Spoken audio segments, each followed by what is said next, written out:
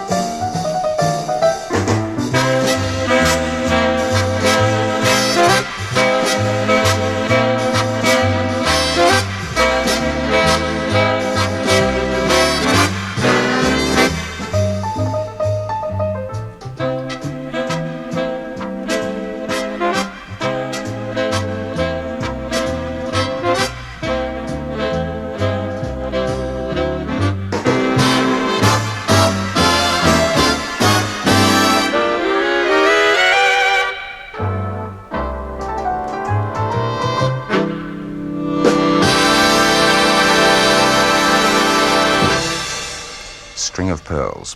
That's but one of a dozen or so Glen Miller favourites the public demands at any Syd Lawrence concert, and it's been that way for about 10 years. In actual fact, on November the 20th, that was yesterday, but back in 1967, Syd Lawrence held his very first rehearsal as a band leader, and the other day he dropped into Broadcasting House to reminisce about those beginnings. Well, as you know, Alan, I had been, up till 1967, over 15 years with the BBC Northern Dance Orchestra up in Manchester. When I joined the band, of course, big bands were very much in fashion still, and the arrangers were very busy, including myself, writing for the NDO, all the kinds of arrangements that we loved playing.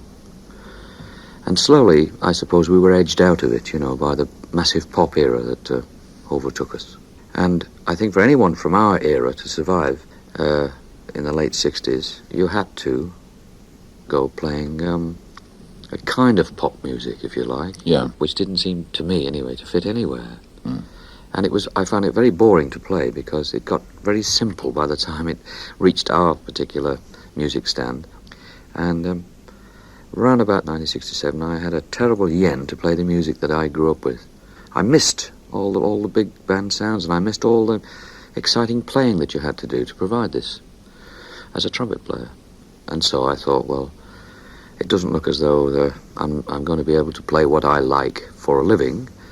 Perhaps I can sort something out to play for my own enjoyment in my free time. So I sort of made a few phone calls and things and found that so many musicians would love to get together once a week, providing they had something good to play.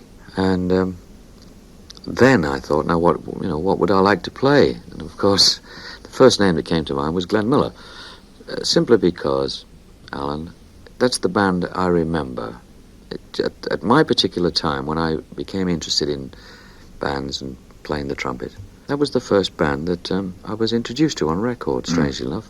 And so I find myself in 1967 going back all those years and actually fronting a band and trying to bring back these sounds. 2, 1, 2, 3, 4.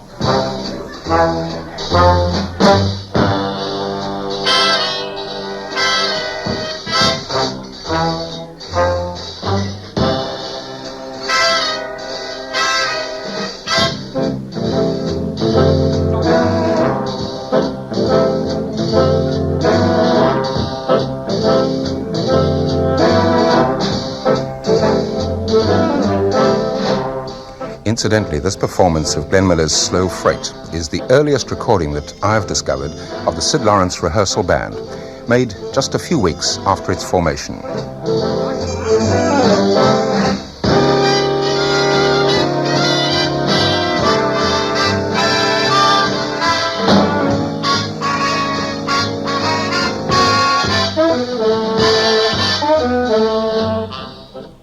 Where did you have your first rehearsal? It was intended to be in a pub in Didsbury called the Wellington, which had a fair-sized room upstairs. But on the actual night that I wanted to begin rehearsing, we couldn't have that room. There was a whisk drive or something on. And so we went to another hotel in Didsbury called the Midland. Now, the Midland also had a rehearsal band there, and they took up most of the hours there. We managed to squeeze into the Midland Hotel one Tuesday night for the first rehearsal. And then we started at the Wellington Hotel, Didsbury proper, the following Tuesday. What was the first tune you put up on the stand? Can you remember? Yes. That rehearsal? Yes. String of Pearls. Really? Yes. Now you I'll tell you what the second one was, which you may have thought was a bit unusual, but not to my ears. It was one of my favourite records from the Miller era, and that was his very short version, which had to be on a 3-minute record, of Rhapsody in Blue. Oh. I always wanted to have a crack at that Bobby Hackett cornet solo there. Yes. And so the second one I did was Rhapsody in Blue.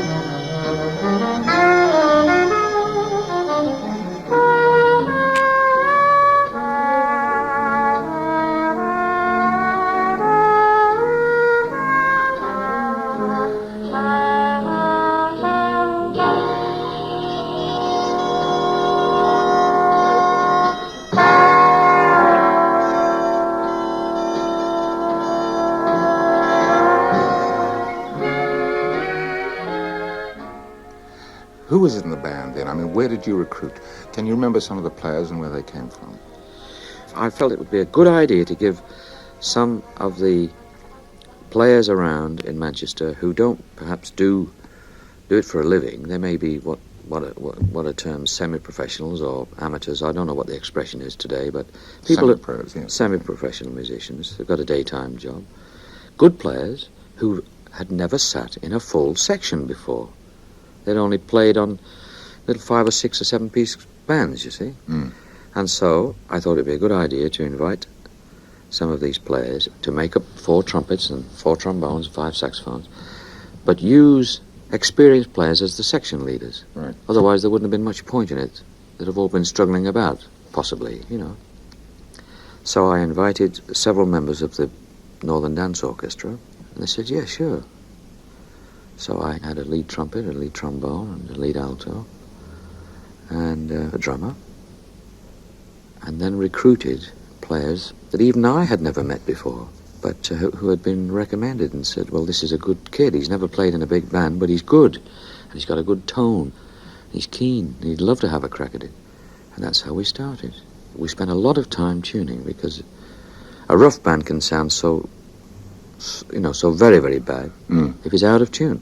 But if it's in tune, it doesn't sound too bad. And then it was fairly simple to polish them as the months went by, with all the tricks of big band work, you know, and section work.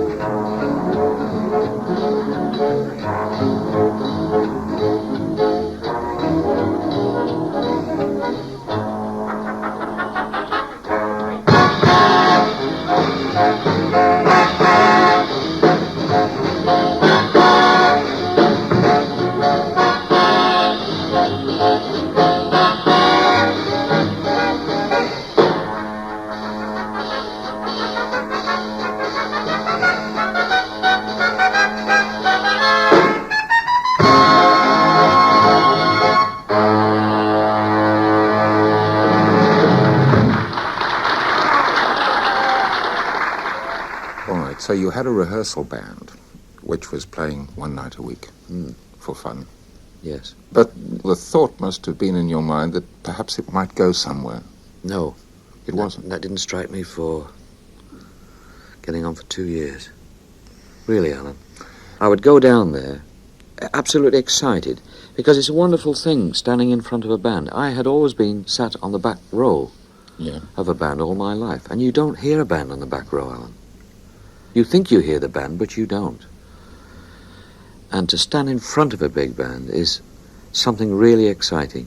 Even today, it's the best seat in the house.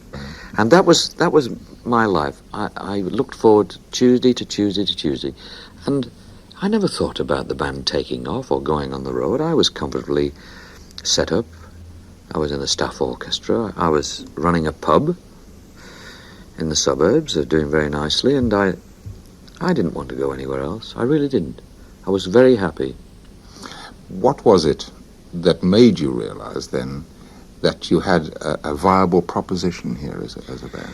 Well, the first thing that happened to me was that I was at home in the flat in the pub one day, and the telephone went, and it was a producer from Granada Television who said, "We have been up to the hotel for the last 3 Tuesdays, and we like what we see and hear there.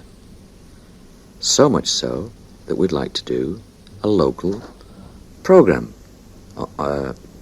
from the actual room where you play." Right. Now, true to their word, that's exactly what they did. And my telephone never stopped ringing for 24 hours after the show went out.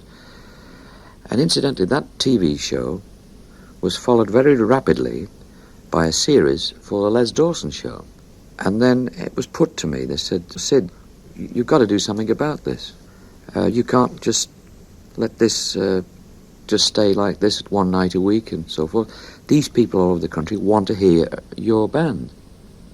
And this is what I did. We got out of the pub because I didn't think it was worth leaving my wife tapping barrels while I was touring.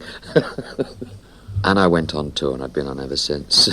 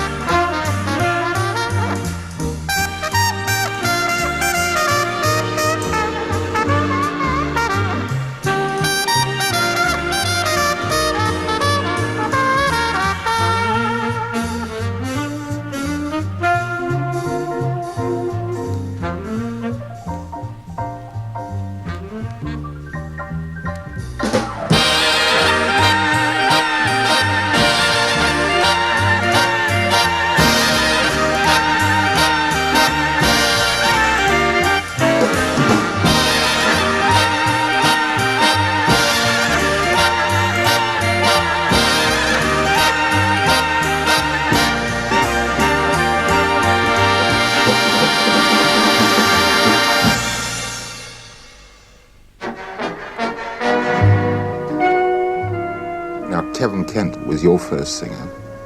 Yes, I'd worked with Kevin whilst I was a member of the BBC Northern Dance Orchestra, when Kevin was a member of a vocal group called the Cordites. Right. And I knew Kevin to be a man from the era and with a good voice. And of course, he acted as compere for your dates. And I don't think Kevin had done too much comparing before that, but he seemed to be a natural talker, and so his announcements seemed to really fit the show. Now, the very first song I ever sang in public was at the tender age of 14 in a small hall in my hometown. And I'd like to sing it again, please, just for old time's sake. The Story of a Starry Night. is the story of a starry night. The faded glory of a new delight. One breathless meeting, two lips repeating, three precious words that were sweet but fleeting.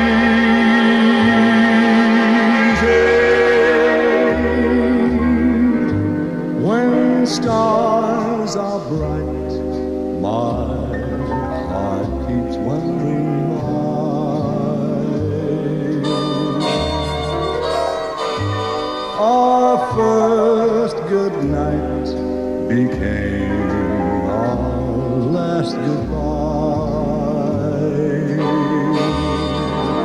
I pray that someday love will in some way bring back the story of a starry night.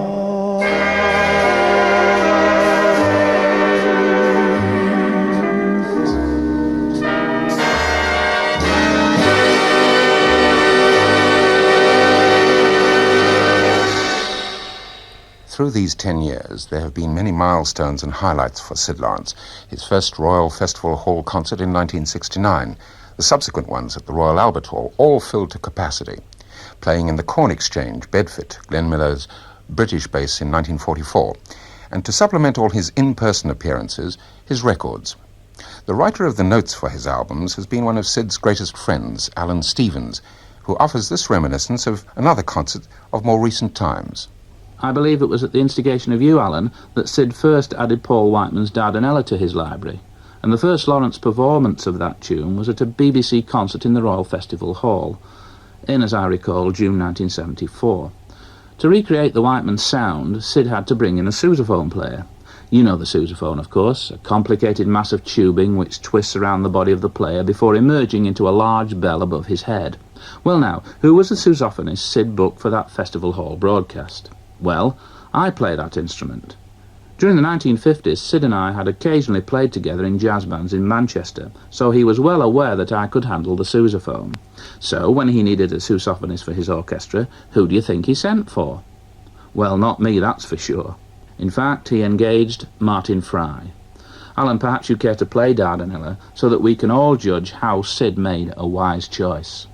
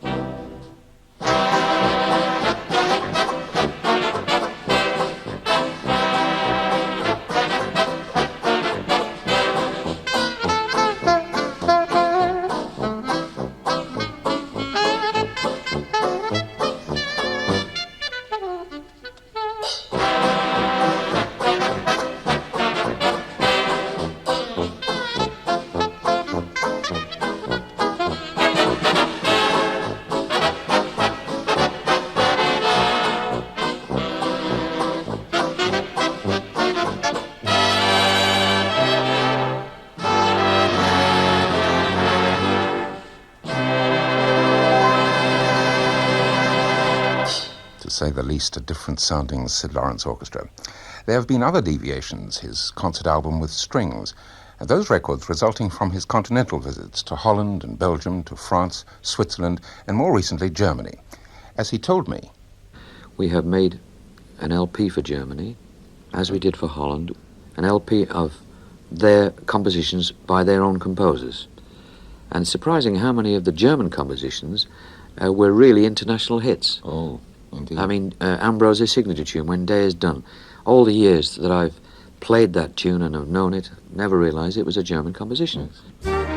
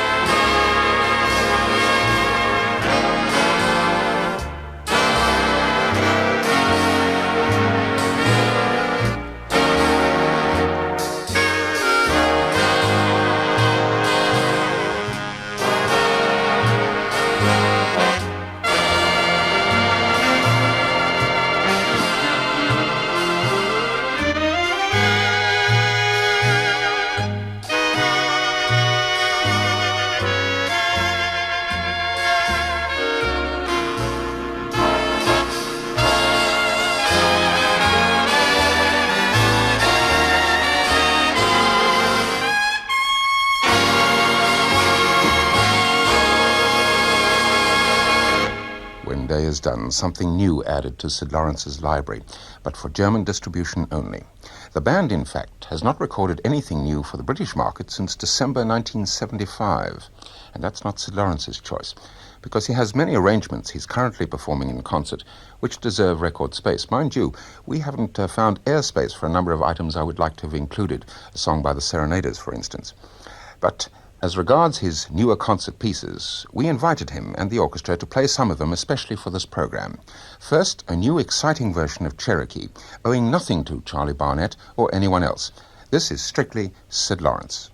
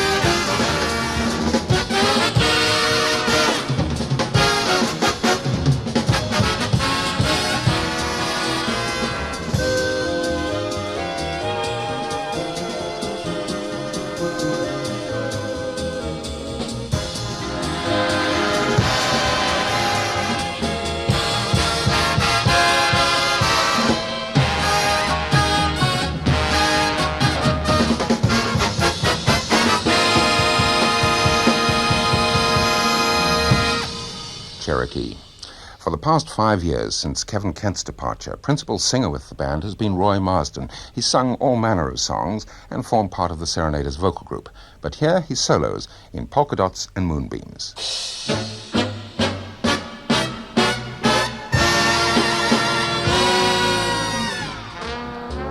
A country dance was being held in a garden.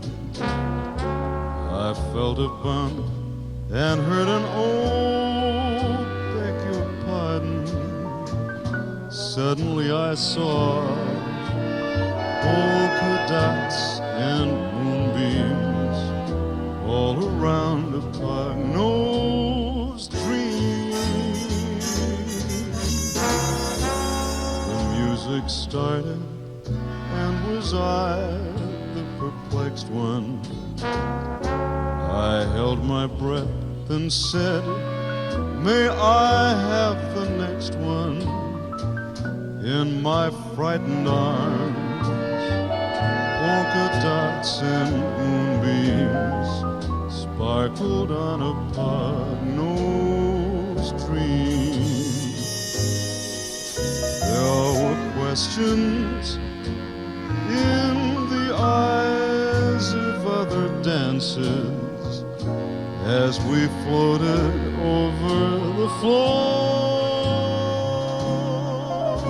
There were questions, but my heart knew all the answers, and perhaps a few things more. Now in a cottage built of lilacs and laughter, I know the meaning of the words ever after, and I'll always see polka dots and moonbeams when I kiss my pug-nosed dream.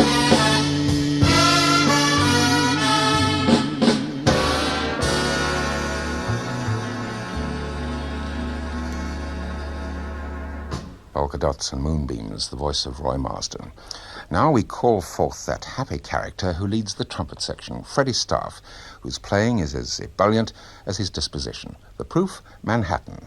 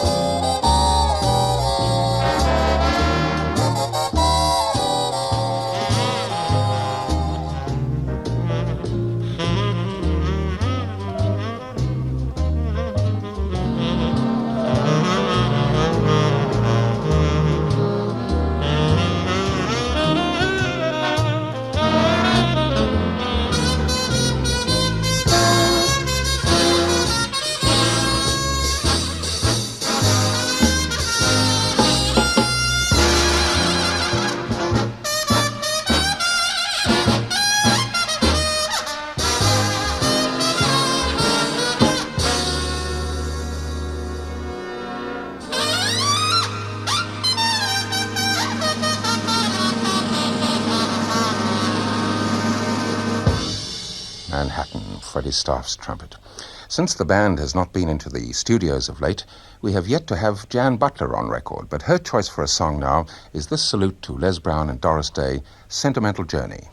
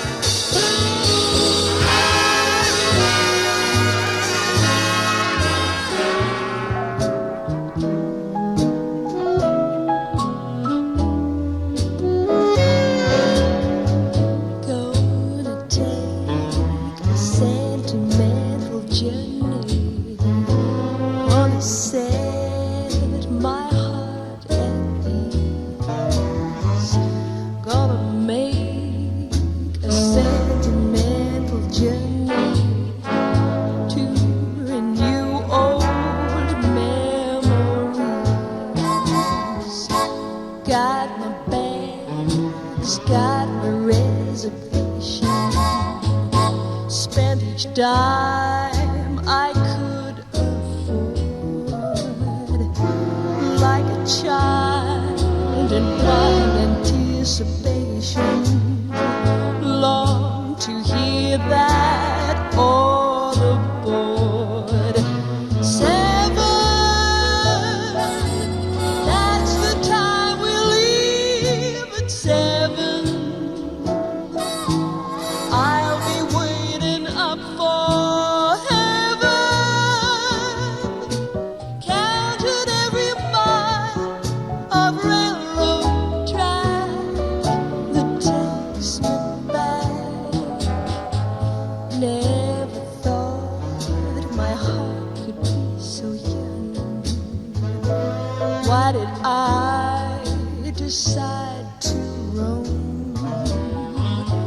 Gonna make a sentimental journey, sentimental journey home, sentimental journey.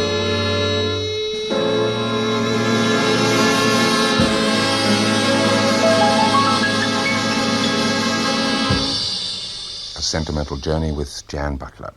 Among all the new arrangements recently added to his library, Syd Lawrence has of course not forgotten Glen Miller. How could he? The latest goes like this.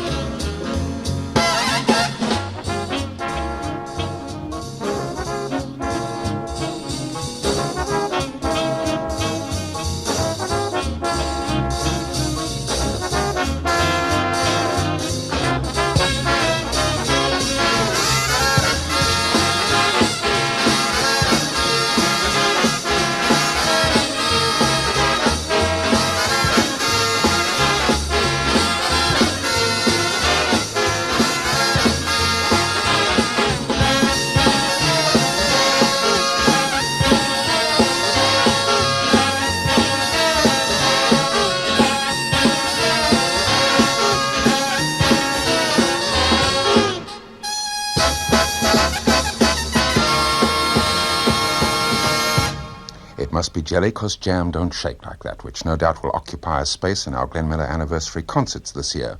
2 in Scotland on December the 9th and 10th, in Edinburgh and Glasgow, and in London at the Wembley Conference Centre on December the 16th. Our guests will be the delightful Carol Carr and former Glen Miller AEF star clarinetist Peanuts Hucko. Not to be missed, those concerts. Likewise, this encore for Roy Marsden. I know a thing or two, and I'm telling you, I've got a wonderful girl. She has the cutest smile, $1,000,000 style. She's such a wonderful pal. She makes me oh so happy, and I love her so. When she is by my side, I'm so filled with pride. I want the whole world to know. When my sugar walks down the street, all the little birdies go tweet, tweet, tweet. And in the evening, when the sun goes down, it's never dark when she's around. She's affectionate, and I'll say this: when she kisses me, I stay kissed. When my sugar walks down the street, the little birdies go tweet, tweet, tweet. When my sugar walks down the street, all the little birdies go tweet, tweet, tweet. And in the evening when the sun goes down,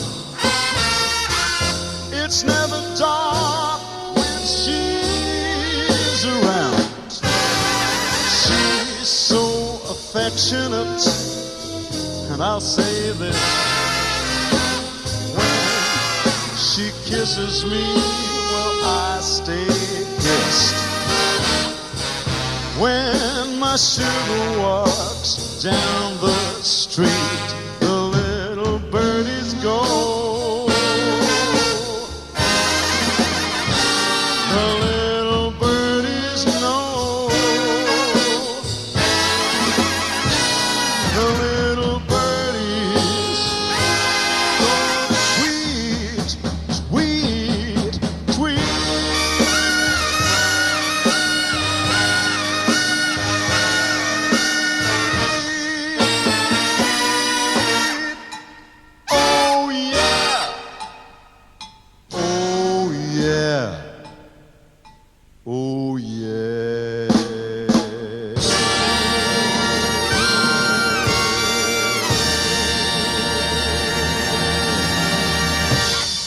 Guaranteed to bring the roof down. Thank you very much, Roy.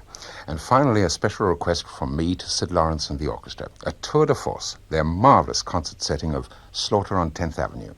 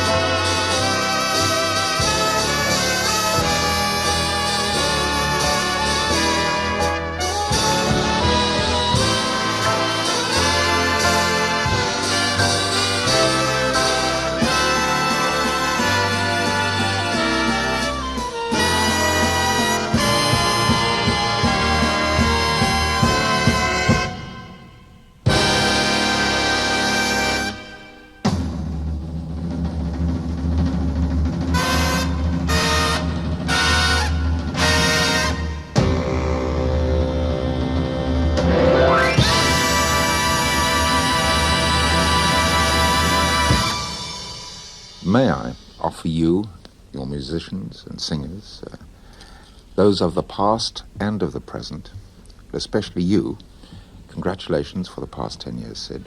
I think it would be true to say that not since Ted Heath have we had a British band that has achieved such success and popularity throughout this nation. And I know I speak for tens of thousands, possibly millions of people, when I say that we'd like to thank you for your absolutely superb music. And we all sincerely hope that the next 10 years will be just as beautiful for you and for us as well. Well, thank you very much, Alan. Every strength to you, Syd, in the future. Once again, many congratulations on your 10 years. Thank you.